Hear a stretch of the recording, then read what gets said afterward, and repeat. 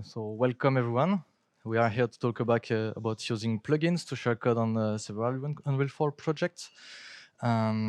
So as my accent already betrayed me, I'm French. I'm Colin Markowski. I'm from Cyanide studio. We are a French studio that is always working on several games at the same time with most of time double-A budget. And we already shipped 3 different games on PC, PS4, on Xbox One using Unreal 4. So these 3 games are Styx Shard of Darkness. It's a third-person stealth game with a cooperative mode. We also shipped Call of Cthulhu, which is a first-person investigation game in solo mode. And Special Tactics, which is a turn-based multiplayer game with specificities. You got a map editor in the game, so you can create your own map and then face other player on it. So let's see how we approach your production on this game. So every time we're nearly always doing the same flow when we are building games and prototyping. The first part is obviously prototyping in blueprints with a little bit of C++ when blueprints is not easy enough to us. And when we got something that can be played a bit, if the premise is good enough, we start production. Most of the time when we start production, the first step is always to integrate the same flow as the shooter game, which is the best sample Epix gave us since the start of the Unreal Engine. Because if you take the shooter game, you plug your game inside, you're nearly sure you can ship on consoles, because you got all the console requirements that will be supported by your game. After integrating the shooter game flow, we usually push our in-house scripting tools and like the mission flow system that guide the player, the dialogue system, so people can talk to each other with subtitles, sound, and so on. And we really start production with the real features that are ported from the blueprint prototype to the real and C++ code.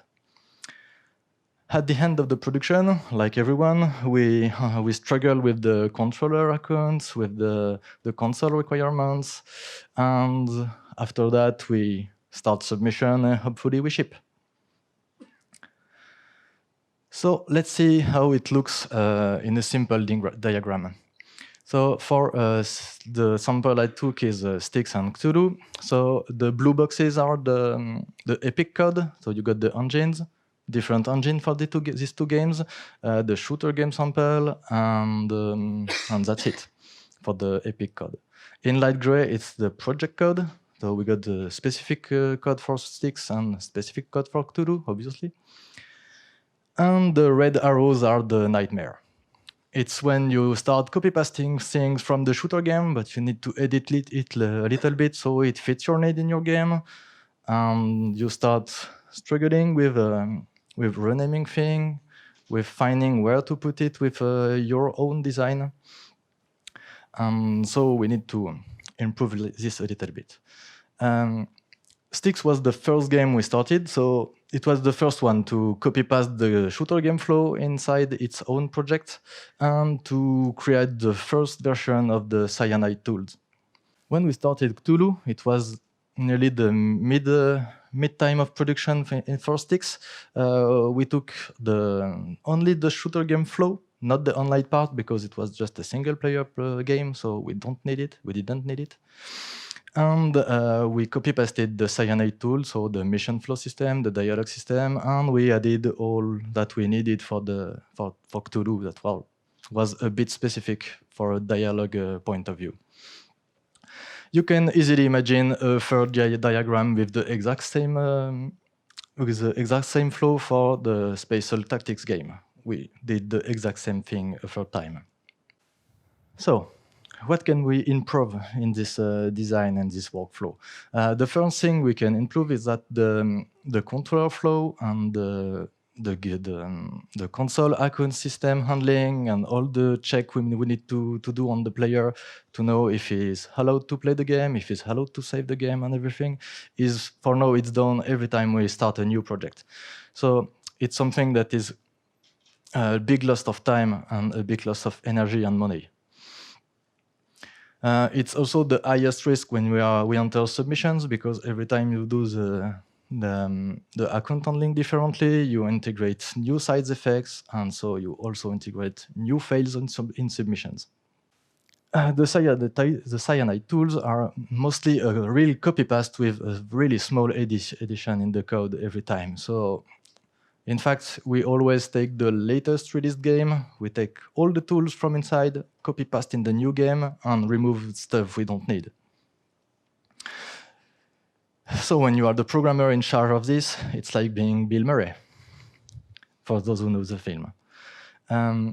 Starting with the new project I'm in charge right now, that is Werewolf the Apocalypse, I decided I didn't want to do this again, because it's boring, and it's dangerous, and it costs a lot of money to my society.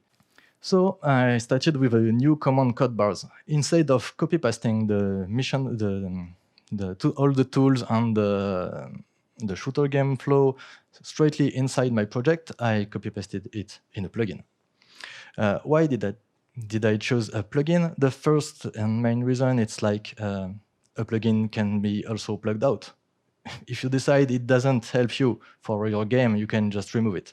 You will obviously got a lot of compilation error and blueprints that don't know their parent anymore, but it's your problem, not mine. The most important thing is the plugins got content folder. When you got a content folder, you can share materials, you can share some actors, you can share a lot of things that get the same command code in several projects. So when you fix in one project, every project can gain stability and improvements.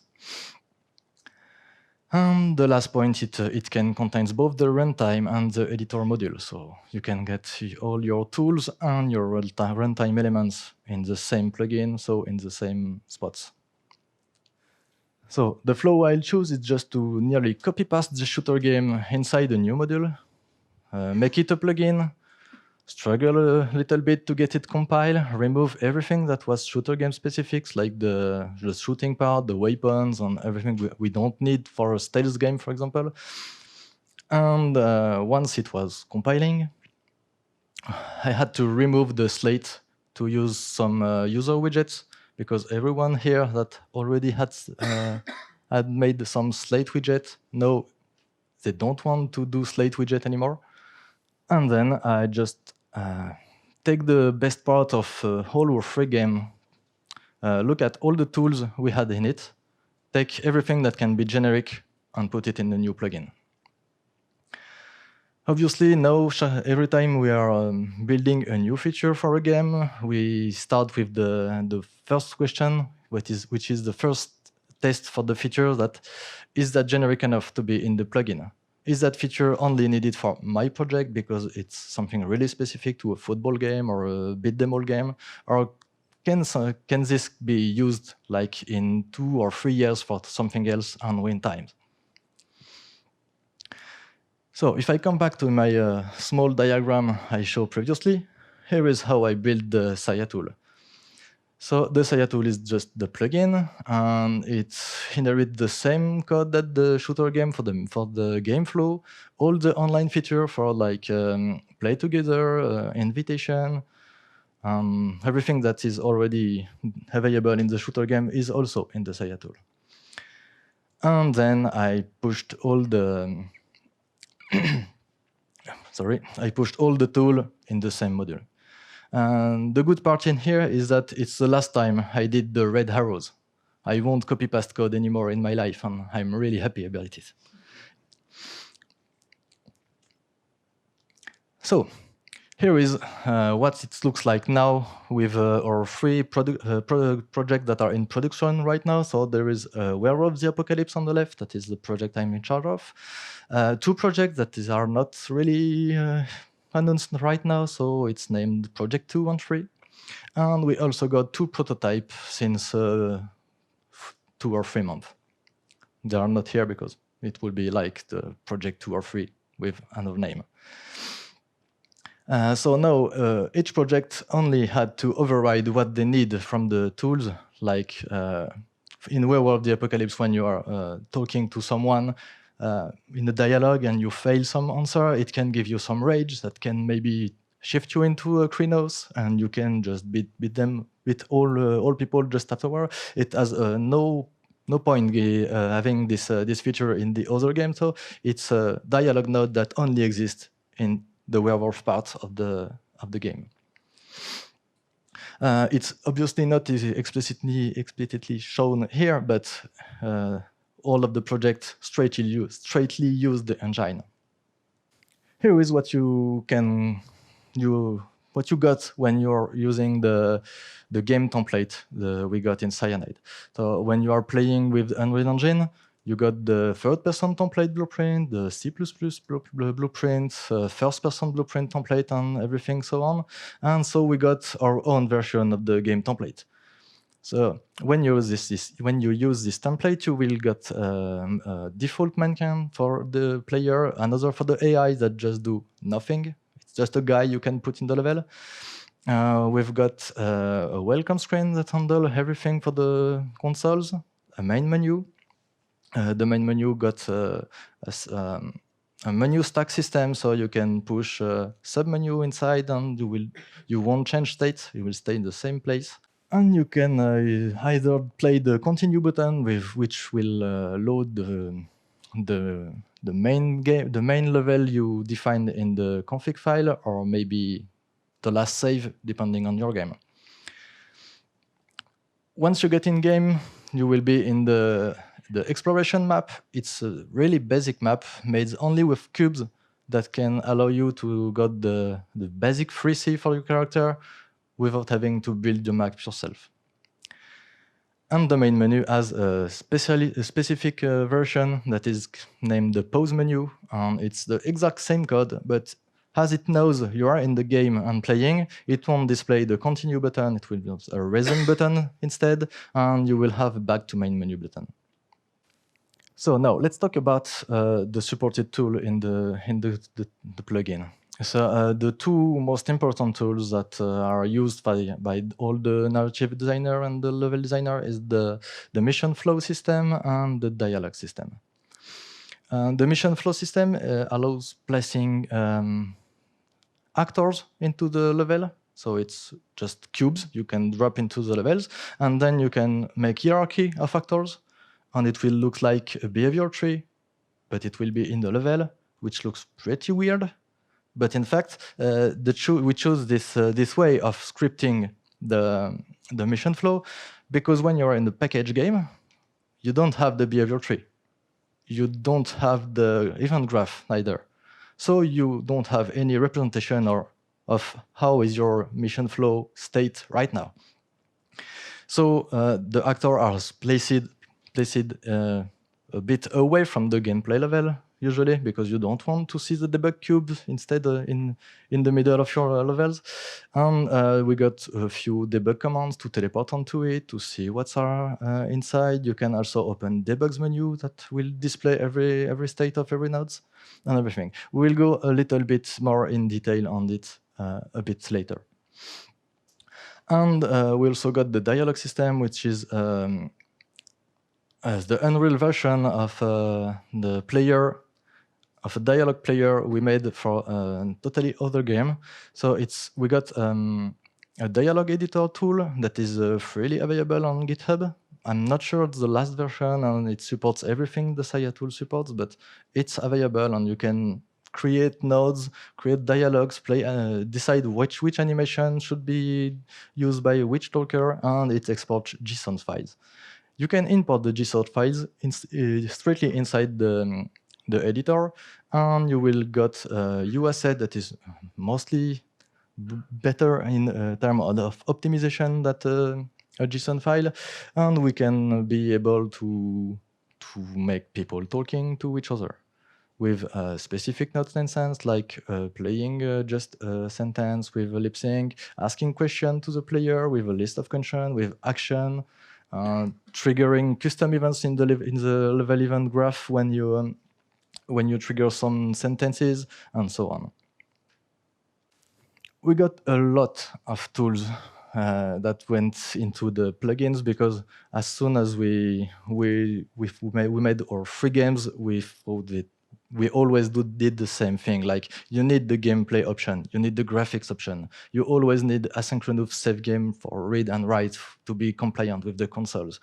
You always need a stackable UMG widget, or nearly always. We also built, it's a new feature that we got only for Werewolf the Apocalypse right now. It's a high-level skill system. It's just blueprints that know which skill is its parents and can create a skill tree system really easily. And each skill is a blueprint that can receive events on, like, this skill has been learned by this player controller. Do what you want with either the character of the player or the player controller or anything in the world. We also got a specific trigger system. It's like the trigger volume from Unreal, but you can just put a number of trigger count. So, like, this trigger can be triggered only once, and then it's disabled, and you won't have physics and overlap anymore with it. And it can also be conditioned by edit inline new condition. So, for example, you can easily have a trigger in the level that will only trigger if a specific mission node in the same level is in a specific state, or if an AI is alive, or maybe whatever you want. In fact, you can just create a new blueprint that implements the is condition valid event, and you make what you want. And we also got recently added a body part system upon the skeletal mesh merge from the Unreal system. It's pretty simple, a T-array of heads, a T-array of chest, a T-array of legs, and you select randomly inside those T-array to get a new character that is a specific customization with only a single skeletal mesh. How do we architecture these tools? Because, in fact, at start, we only got a game instance, a player controller, and a game mode, and we were like, ooh, it's so cool. And now we are just putting a lot of features inside, but we didn't want to have several modules for each brick, because they are all communicating all together. For example, the mission flow system can only trigger a node if a dialogue has been played, or something like this. Or in the opposite direction, a dialogue node can only be played if a mission flow system has been failed or successed. And if we just create several modules, we got double direction dependencies, and it will be a nightmare. So everything is in the same modules, but we compartmented everything inside a specific directory. So we got a directory for mission flow, a directory for the save system, a directory for, and so on. And each directory got is a bunch of features, like a specific functional class. Some are maybe not exposed outside the plugin and are just internal stuff. We got a static struct delegate for each of the features. So we got a mission flow static delegate, dialogue system static delegate, skill system static delegates, and so on. If you are used to Unreal, you will know there is the game delegates, the editor delegates, and so on. And so we totally stole the ID and did the same thing in our way. It's the best part with this thing. It's each feature only communicates through this struct delegate. So if you just totally change the dialogue system behind the delegate system, it will be totally seamless for the user. Each feature got this blueprint tuning singleton. So, for example, the mission flow system allows putting text in 3D upon the objective, like go there and talk to him. And maybe some game wants a specific font with a specific color, a different size, and so on. So you can tweak it from the blueprint. And obviously, we got scripters, so we got blueprint function library. So, more in concrete stuff, here is what the mission flow looks like. So this is the best mission flow ever.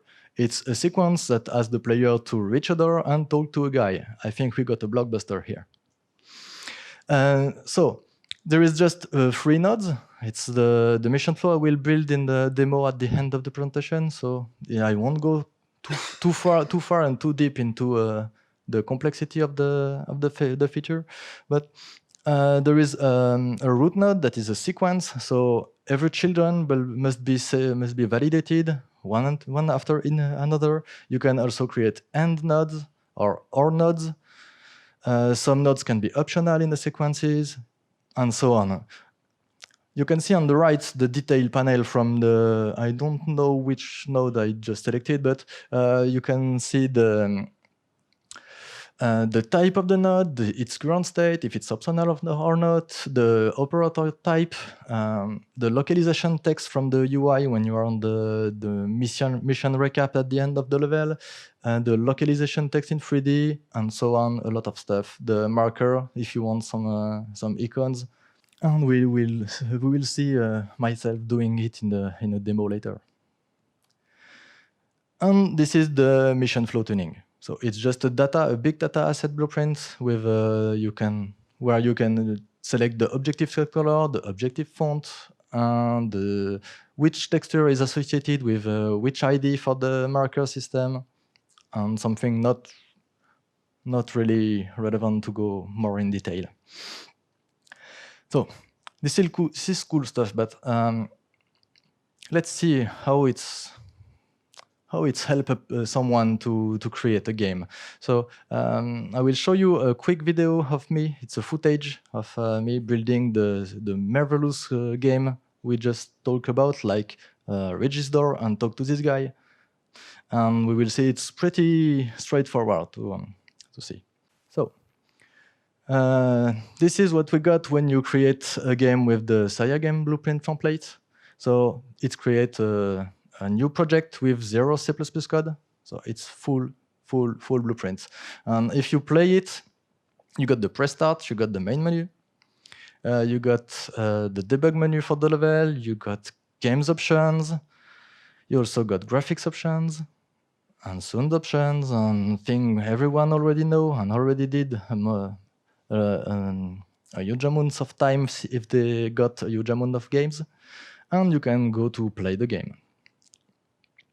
So here is the pause version of the main menu with the exact same buttons, but some are added and some are removed in depending if you are on console or if you are on the main or the pause menu. So let's get concrete. In the content folder of the project, you got the game mode, 2 guys, and the exploration map. So I will just take the exploration map and create the mission flow we saw just before. As it's a little bit boring, I just speed up free time because I'm pretty slow moving stuff in a level and building nodes. So I'm creating the 3 nodes, just setting this one is a root node, giving him the 2 children, selecting the first one, setting this one is reach the door, select the door to get the 3D point, the 3D marker in the level, select the other one, it's talking to this red guy, select the guy, said it will be a marker of type talk, add the trigger volume, when it's triggered just validate the first node, another trigger volume, when you get inside it will start a new dialogue on the guy. But right now we don't have any dialogue, so I want to import a new one. That's it. And play the dialogue. When the dialogue ends, we just get a new callback and we validate the new node. So let's try it. Oh, great, we got a reach. With the distance, you can see the mission flow, that there is a waiting node that is in blue, the pink is just waiting for its children, and the white is disabled for now. When I trigger, the reach node is just validated. So if we go to see the other guy, it will launch the marvelous dialogue I made with the marvelous UI I made also. And everything has been validated. Way, great. So that's cool. But we will see you can still cheat with this. Like use the debug mission flow, the debug mission flow commands, and you can teleport yourself on the node. Left click with validate it, right click with failed it. So you can just cheat in your level. So it's pretty easy to test a specific part of your mission flow. Yes, I can move it during a dialogue. It's marvelous. So that's great, but what about persistence? Let's say we want to make a quick save, quick load. So I'm just getting my local player, which is the main on-chip run for the save system, and create a save game that is named test. So F7 will create the game, the save game, and F9 will just reload it. So I just triggered the first one, the first step, saved here. Then I hit stop to show you that I'm not cheating. And if I type preload, I'm in the exact same state. Which is great. It's that our save system is based on a blueprint interface.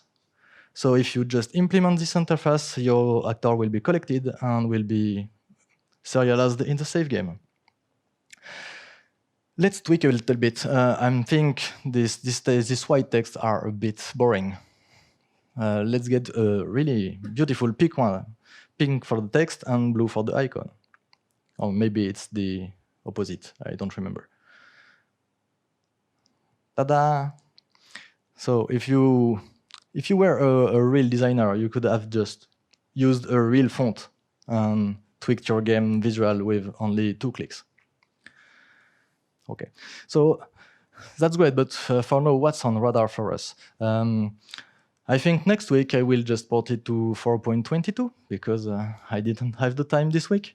And we will certainly still continue to add more shared materials, more shared useful components, more analytics, and so on, because for now we don't really have a lot of shared things. And we also started the same idea with the AI because at Cyanide, we nearly always integrate stealth into all of our games, and the AI are like binary. They see you, they attack you right now. So in the stealth game, it's just not possible. So we did an overlay upon the AI system, so we can have curves that drive the AI detection and specific cones for the perception system, and so on. We also started to integrate the 3D navigation. It's something we did in Styx. See if someone already played Styx 2. We got some huge bees, annoying bees that were tracking you in the level, and they were using 3D pathfinding. We basically voxelized the level and create 3D paths inside. In fact, this was great for the bees, and then we started to use it for the AI audio detection, so someone can hear you through a hole in the roof if you are on the top or something like this. That was pretty great. And the last thing we are creating is the automatic navlink generation, so the AI can jump upon holes or climb some walls or something like that. Well, that's all for me. Thanks.